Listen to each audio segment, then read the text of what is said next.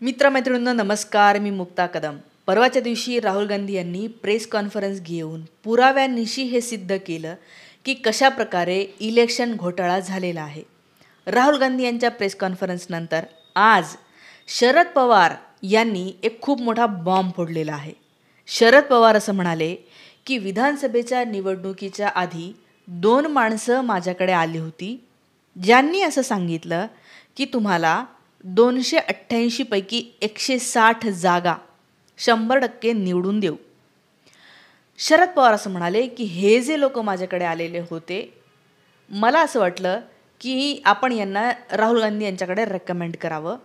आणि कारण की मी राहुल गांधी यांनाही सांगितलं की हे असं कोणीतरी आहेत आणि हे लोक असं असं म्हणत आहेत. तर शरद पवार म्हणतात की राहुल गांधी यांचं असं म्हणणं पडलं की आपल्याला अशा कुठल्याही प्रकारे घोळ करायचा नाही आहे. जनतेने आपल्याला निवडून दिलं तर आपण राज्य करू, नाही दिलं तर आपण बघू पुढे काय करता येईल. आपण पूर्णपणे जनतेवर विश्वास ठेवूया. अशा कुठलेही आडमार्ग, असे कुठलेही फ्रॉड मार्ग आपल्याला वापरायचे नाही आहेत, असं राहुल गांधी म्हणाले. हे शरद पवार आज सांगत आहेत. आता शरद पवार यांचं म्हणणं हे किती शॉकिंग आहे. म्हणजे राहुल गांधी यांनी तर सांगितलंच ना की 76 लाख वोटर्स कसे वाढले. महाराष्ट्रातली जेवढी ॲडल्ट लोकसंख्या आहे, म्हणजे 18पेक्षा जास्त वयाची लोकसंख्या, त्याच्यापेक्षा जास्त लोकांनी मतदान केलेलं आहे. या सगळ्या गोष्टी राहुल गांधी हे इलेक्शन कमिशनच्याच डेटाच्या आधारे सांगत आहेत. आणि याच्यानंतर राहुल गांधी यांची प्रेस कॉन्फरन्स झाली. देशभरामध्ये गदारोळ उडाला. तुम्ही सगळ्यांनी ते पाहिलं आणि लक्षात आलं की कशाप्रकारे एक एक माणूस 4-4दा मतदान करत आहे. असे 11,000पेक्षा जास्त लोक आहेत की ज्यांनी 2-2दा 3-3दा मतदान केलेलं आहे. 4,000पेक्षा जास्त असे लोक आहेत की ज्यांनी पहिल्यांदा व्होटर म्हणून सांगितलं, पण त्यांचं वय 80, 85, 70 असं आहे. म्हातारे लोक आहेत, म्हणजे त्यांच्या नावाने दुसरं कोणतरी मतदान करू शकतं. भाजपचे लोकही मतदान करू शकतात. आणि या सगळे आकडेवारी हे मी तुम्हाला सांगितलेलंच आहे. हे सगळं झाल्याच्या नंतर तुम्ही पाहिलंच आहे की भाजपचे लोक कसे बिथरल्यासारखे करत होते. देवेंद्र फडणवीस तर म्हणाले की त्यांनी काही पुरावेच दाखवले नाही. आता अख्ख्या भारताने पुरावे पाहिले आणि तुम्ही म्हणता पुरावे नाही दाखवले. लोक तुमच्यावर हसत आहेत. लोक म्हणते ह्यांना कळतंय का? एवढं माणूस पुरावे दाखवतोय, नाव सांगतोय, व्होटर क्रमांक सांगतोय. भारतभरातल्या कितीतरी लोकांनी फॅक्ट चेक केलं. हे व्हिडिओ बघा. लोकांनी फॅक्ट चेक केलं, इलेक्शन कमिशनच्या वेबसाईटवर जाऊन पाहिलं आणि त्यांना कळलं येस असे लोक सापडत आहेत. एवढं सगळं होऊन पण फडणवीस म्हणतात की यांनी पुरावे नाही दिले. हे चोराच्या उलट्या बोंबा. चोर एखाद्या चोरी करतो आणि त्याला म्हणलं ना चोरी केली तो पहिल्यांदा नाहीच म्हणत असतो. त्यामुळे हे नाहीच म्हणणार आहेत. बरं, आता हे इलेक्शन कमिशनवर आरोप केले होते राहुल गांधी यांनी, पण नाही बोलायला लागले भाजप. तुम्ही बघा, राहुल गांधी यांचे प्रश्न हे आपल्या सगळ्यांचे प्रश्न आहेत. हा काँग्रेसचा प्रश्न किंवा भाजपचा प्रश्न नाही आहे. अरे, अशा प्रकारे मतांची चोरी होणं हे आपल्यासाठी पण चुकीचं आहे. म्हणजे तुम्ही ज्याला मतदान नाही केलं तो माणूस जर सत्तेमध्ये आला तर पक्ष सत्तेत तुम्हाला आवडेल? तर राहुल गांधी यांचा प्रश्न हा प्रत्येक भारतीयाचा प्रश्न आहे. पण तुम्ही बघा, सगळे भाजपचे जे सपोर्टर आहेत ना, ते तुम्हाला उत्तर द्यायला लागले. याचा अर्थ कळून घ्यायचा की चोरी कोणी करायला मदत केली असणार आहे. आणि त्याच्यानंतर आज शरद पवार हे बोलत आहेत. आता हे किती भयंकर आहे की 288 पैकी 160.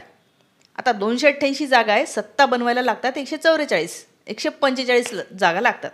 म्हणजे कोणत्याही एका गठबंधनचे 145 लोक जिंकून आले तर सत्ता मिळू शकते. आता शरद पवारांनी ही ऑफर स्वीकारली असती तर ते सत्तेत असते आज. पण ते म्हणाले की आमचा विश्वास होता इलेक्शन कमिशनवर, आम्हाला असं वाटलं इलेक्शन कमिशन चांगलं काम करेल. पण राहुल गांधी यांच्या प्रेस कॉन्फरन्सनंतर शरद पवार म्हणाले की राहुल गांधी यांचे तथ्य जे आहेत ते सगळीकडे मांडायला पाहिजे. देशभरामध्ये प्रत्येक तालुक्यामध्ये ह्या पॉवर पॉईंटचं प्रेझेंटेशन व्हायला पाहिजे, असं शरद पवार परवाच्या दिवशी म्हणाले प्रेस कॉन्फरन्सनंतर. उद्धव ठाकरे यांनी सुद्धा हे बोललेलं आहे. आदित्य ठाकरे म्हणाले की हे लक्षात आलं आहे आम्हाला की कोण चोरी करतं आहे. प्रत्येकजण याच्यावर बोलतोय. प्रत्येक भारतीयाला शॉक बसलेला आहे. एकतर तुम्ही बघा, भारतातल्या सामान्य नागरिकाकडे आहे ना काही नाही आहे. आजच्या घडीला जर पाहिलं ना तर प्रत्येक माणूस आपापल्या गरजा भागवण्यामध्ये इतका व्यस्त झालेला आहे की पुरत नाही आहे त्या माणसाला. आणि तो माणूस कोर्टात नाही जाऊ शकत, तो माणूस नेत्यांना शिवाय नाही देऊ शकत, तो काय नाही करू शकत. त्याच्याकडे एक सगळ्यात मोठा अधिकार आहे, तो म्हणजे मतांचा. प्रत्येकाला असं वाटतं की अच्छा हा हे राजकारणी असं काम चुकीचं करतायत का, यांना आम्ही यंदाच्या निवडणुकीमध्ये दाखवून देऊ. म्हणून 5 वर्षांनी बघा असं म्हणतो सामान्य नागरिक. त्याला माहीत असतं माझ्याकडे एका मताचा अधिकार आहे आणि मी तो बरोबर नोंदवेन. पण हा सामान्य नागरिकांचा मताचा अधिकाराला आता काही किंमतच उरलेली नाही असं दिसतंय. कारण एवढे जर का फेक म्हणजे चुकीचे खोटे तयार केलेले लोक आहेत. हे लोक ओरिजिनल नाही आहेत. ओरिजिनली एकाच ठिकाणी ते लिस्ट झालेले आहेत, मतदान करू शकतात. पण हे एवढे तयार करून इकडून तिकडून आणायचे, मतं करून घ्यायचे, मतदान करून घ्यायचं. बीडमध्ये जाऊन तुम्ही कोणालाही विचारा, प्रत्येकजण सांगेल की बीडमध्ये कसे होते मतदान.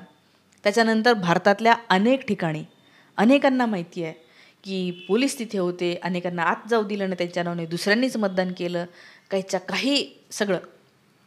एवढं सगळं असताना आज शरद पवार यांचं हे विधान. आता मला प्रश्न पडला, हे 2 लोक कोण होते हे खरंच शरद पवारांनी सांगायला पाहिजे. शक्य असेल ना की हे 2 लोक शरद पवार यांच्याकडे गेले, राहुल गांधी यांच्याकडे गेले, राहुल गांधींनी पण म्हणाले की नाही आपल्याला असं काही करायचं नाही आहे. आणि त्याच्यानंतर शक्यच आहे की कारण या 2 लोकांना पैसे कमवायचे होते, ते गेलेच असणारे, आज ते सत्तेत आहेत. आणि म्हणूनच जे शिंदे किंवा जी भाजप लोकसभेला महाराष्ट्रामध्ये मागे होती, लोकसभेला फक्त 9 जागा आलेल्या भाजपला, 9 आणि विधानसभेला 132. म्हणजे समजून घ्या ना, विधानसभेला हे जे लोक यांच्याकडे आले होते की तुम्हाला 160 जागा निवडून देतो, ते गेले नसणार आहे कशावरून. पण ते मला असं वाटतं यांच्याकडे आले कारण त्यांनाही कुठंतरी हे वाटत असेल की बाबा हे भाजप आज जे सत्तेत बसलेले आहे ते काय बरोबर नाही आहे, त्याच्यामुळे मदत यांना करावी. पण हे असं कोणी मदत करू शकत असेल, असं कोणी काहीतरी करू शकत असेल, हे भयंकर आहे. आणि निवडणुकीच्या काळात पण असे व्हिडिओ आले होते, मी स्वतः व्हिडिओ केलेला आहे की एक माणूस सांगतोय की त्याचा ऑडिओ मी त्याच्यावर व्हिडिओ बनवला आहे की तो सांगतोय की तुम्ही इतके अमाऊंट द्या, आम्ही 100% तुम्हाला जिंकून देऊ, काय करायचं आहे ते आम्ही सांगू तुम्हाला की काय बूथच्या थोडंसं दूर अंतरावर एक गाडी ठेवा किंवा पुढे काय करा वगैरे वगैरे. हे महाराष्ट्रामध्ये झालं, हे भारतामध्ये होते. याच्याविषयी आज जर आपण बोललो नाही तर उद्या हा बोलण्याचा अधिकार पण आपल्यापर्यंत राहील की नाही माहीत नाही. जगभरामध्ये अनेकदा चांगलं राज्य चालू असताना सुद्धा तिथे हुकुमशाही आली, निगरगट्ट आणि माजुरडे लोक सत्तेत आले, यांनी सत्ता केली, 20-30 वर्ष त्या देशाला आणि राज्याला मागे नेलं. आज जर भारतामध्ये 49,000 शाळा बंद होत आहेत, देश पुढे जाणार आहे की मागे जाणार आहे हो? शाळा बंद झाल्या तर जपानमध्ये एका मुलीसाठी ट्रेन येते का तर ही मुलगी शाळेत जाणार आहे. तेलंगणामध्ये एका मुलीसाठी शाळा उघडी राहते का तर ही एक मुलगी गावातली ती या शाळेत शिकते, एक टीचर येते तिथे शिकवते, सरकारी शाळा. पण ज्या ज्या ठिकाणी भाजपची सत्ता आहे 49,000 शाळा बंद झाल्यात. याचा अर्थ कुठे नेत आहेत हे देशाला हे अंधभक्त लोक तुम्हाला कळूच देणार नाही. तुमच्यापर्यंत काय काय फॉरवर्डेड मेसेज येत आहेत, तुम्ही हे असे चांगले जे खरे आहेत ते सांगणार नाही तोपर्यंत हा देश हा कुठल्याही पक्षाचा विचार नाही आहे, हे तुमच्या भविष्याचा विषय आहे, तुमच्या लेकरांच्या भविष्याचा विषय आहे. तुम्हाला वाटत असेल आपण भरपूर पैसे कमवू आणि बाहेरच्या देशामध्ये जाऊ, तो पर्याय राहिलेला नाही आहे. अमेरिका लाथा मारून पाठवते पुढे. वेगवेगळ्या देशातले लोक भारतीयांना आज चांगलं मानत नाही कारण हे सत्तेत आहेत. त्यांना असं वाटतं भारतातले लोक असं हिंदू मुस्लिम जात हे ते करत असणार आहे. जगभरामध्ये हे होत आहे. त्यामुळे आपल्याला राहायला हाच देश आहे आणि ह्याच देशाला सुजलाम सुफलाम त्याचे जुने दिवस, त्याचे चांगले नीतीचे, प्रामाणिकपणाचे आणि सत्याचे दिवस आपल्याला आणायचे असतील तर आपल्याला सत्तेमध्ये खरं बोलणारे, प्रामाणिक असणारे आणि संविधानावर विश्वास असणारे लोक बसवायचे आहेत. धर्माचं नाव घेणारे हे फसवे लोक काय कामाचे आहेत? कुठलाही धर्म हा संसदेमध्ये गीता वाचल्यामुळे टिकत नसतो. प्रत्येक व्यक्ती त्याच्या अंगी कुठली सत्य, पावित्र्य या भावना आणतो ना तेव्हा धर्म टिकतो. प्रत्येकाने धर्म टिकवणं त्याची जबाबदारी असते त्याच्या आचरणामधून. हातामध्ये तलवार घेऊन जय श्रीराम म्हणत असाल आणि कोणाच्या तरी नरड्यावर जर का तलवार ठेवत असाल ना तर ह्याच्याने धर्म नाही वाचत, समजून घ्या. याच्याने पाप होतं, पाप धर्माच्या अर्थाने. त्यामुळे हे जे लोक तुमच्या लेकराबाळांना धर्मामध्ये अडकवत आहेत, तुमच्या लेकराबाळांना आणि समोरच्या पिढ्यांना, हे फार वाईट वाटतं बघताना. हा देश सुजलाम सुफलाम राहायचा असेल तर मला असं वाटतं की हे सगळं टिकवून ठेवावं लागेल. आणि शरद पवार जे आज बोललेले आहेत हे फार शॉकिंग आहे आणि याच्याकडे लक्ष दिलं पाहिजे. हे मला वाटतं. तुमच्या सगळ्यांच्या प्रतिक्रियासुद्धा याच्यावर काय आहे ते कळवा. आणि AI ChatGPTचा माझा कोर्स आहे तो नक्की तुम्ही जॉईन करा. फार छोटासा कोर्स आहे आणि त्याची फीज पण खूप कमी आहे. पण येत्या काळामध्ये तुमच्या लेकराबाळांनी आणि प्रत्येकांना टेक्नॉलॉजीमध्ये अद्ययावत करायचं असेल तर हे तुम्हाला शिकावं लागेल. हे शिका आणि स्वतःची प्रगती करा, आर्थिक प्रगती करा, पैसे कमवा, चांगल्या मार्गाने पैसे कमवा. कारण येणारा काळ ह्यांनी तर नोकऱ्या दिलेल्याच नाही आणि पुढे देईल की नाही याची पण काही गॅरंटी नाही आहे. आणि ज्या काही नोकऱ्या आहेत त्या एका वर्टिक्युलर वरच्या जातीतल्या लोकांना जास्तीत जास्त मिळत आहेत. हा आजचा अनुभव आहे, ही आजची फॅक्ट आहे. हवं तर RTI टाकून बघा, IIT बॉम्बेमध्ये RTI टाकून बघा, IIT खरगपूरमध्ये RTI टाकून बघा, वेगवेगळे पुण्यातले कॉलेजेस, तिथले शिक्षक यांचे भरतीचे हे बघा. तुम्हाला कळेल की कोणाची भरती होत आहे आणि इथून पुढे कोण आपलं स्वतःचं नाव घेऊन आणि कोणाच्या फायद्यासाठी हे सरकार काम करतंय.